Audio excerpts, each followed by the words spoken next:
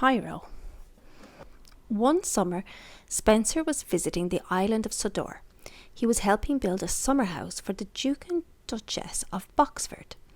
"Out of my way, slow coach. I've no time to chat," he would say. He boasted that he was the fastest and the strongest engine on Sodor. One day, Spencer challenged Thomas to a contest to see who was the strongest. "Whoever pulls his heavy load the furthest wins," he sneered. Thomas and Spencer met at the shunting yards. Edward whistled, "Beep, beep," and they were off. Spencer steamed ahead, but little Thomas was soon in trouble. At the top of a steep hill, he felt that something was wrong. "My brakes have broken. I'm going too fast," Thomas gasped. He whooshed down the other side of the hill onto an old rickety track. He crashed through some bushes and came to a stop. Just then a voice called, "Hello." Thomas was surprised to see an old engine. He looked rusty and broken. "My name is Hiro," said the engine.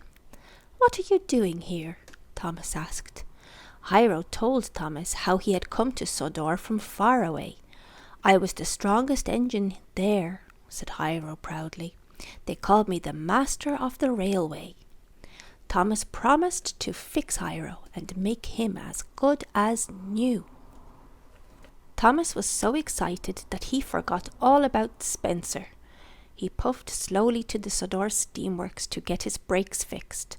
His friend Victor was there. Thomas saw a wagon with an old boiler. "What's going to happen to that, Victor?" asked Thomas. "That rubbish. It's just scrap," said Victor. Thomas offered to take it away. This boiler could be mended and given to Hiro, thought Thomas. That night in the sheds, Thomas told Percy all about his new friend Hiro. Thomas made Percy promise not to tell anyone. If the Fat Controller finds out, he might send Hiro for scrap, Thomas worried. So Thomas and Percy made a plan. The next morning, Percy hid his mail trucks and worked on Thomas's branch line, so that Thomas and his crew could start fixing Hiro. Nosy Spencer wondered what they were up to. On his way back home that evening, Thomas saw Percy looking sad. "I burst a valve pulling the load on your branch line," Percy moaned. Thomas felt sorry for his friend and shunted Percy to the steamworks. Just then the Fat Controller arrived. He was very cross. "Thomas, why was Percy pulling your carriages instead of delivering the mail?" he boomed. "And where are his mail trucks?" Thomas felt terrible. He promised to help Percy with the mail train the next morning. At Tidmouth Sheds, the engines wanted to know why Thomas was in trouble with the Fat Controller. Thomas huffed a huge puff. He needed his friends' help, so he told them all about Hiro. When Hiro broke down, his crew couldn't find the parts to fix him, so he was put in a siding and everyone forgot about him, Thomas said. Gordon gasped, and James jumped. All the engines wanted to help Hiro. The next few days were very busy on Sodor. Gordon, Edward and James took it in turns to carry parts to Hiro, and Thomas worked on his branch line. But little Percy had forgotten where he had hidden his mail trucks. Thomas and Percy decided to visit Hiro and look for the missing trucks later. "Look at me," cried Hiro, as his firebox began to flare.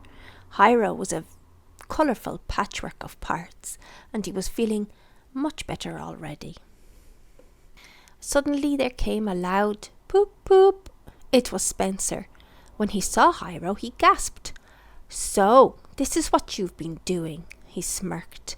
"Making a heap of scrap for the smelter's yard. Wait until I tell the Fat Controller." And with that, Spencer wheeshed away. Thomas had to tell the Fat Controller about Hiro before Spencer did. He pumped his pistons and soon caught up with the big engine.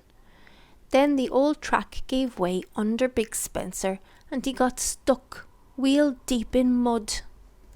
Thomas puffed on to Knapford Station, his wheels whirring. He told the Fat Controller everything, about Hiro and how he didn't want him to be scrapped, and about Spencer who was stuck in the mud. Did you say Hiro? Asked the fat controller. He was the master of the railway. Why would I scrap him? You should have told me before.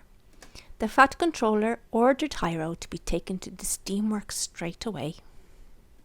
A few days later, Hiro had a brand new boiler, a shiny funnel and a proper coat of paint. He looked splendid. Spencer was still stuck in the mud. Percy and Thomas weren't strong enough to pull him out, but Hiro was. With a mighty heave, Hiro lifted Spencer onto the tracks and took him to the steamworks. "Thank you, Hiro," said Spencer in a sorry voice. One morning all the engines gathered at the docks to say goodbye to Hiro. "It's time for you to go home," said Thomas. "I will never forget how you saved me. Do come and visit me one day," chuffed Hiro. The engines whistled as Hiro puffed onto the ship.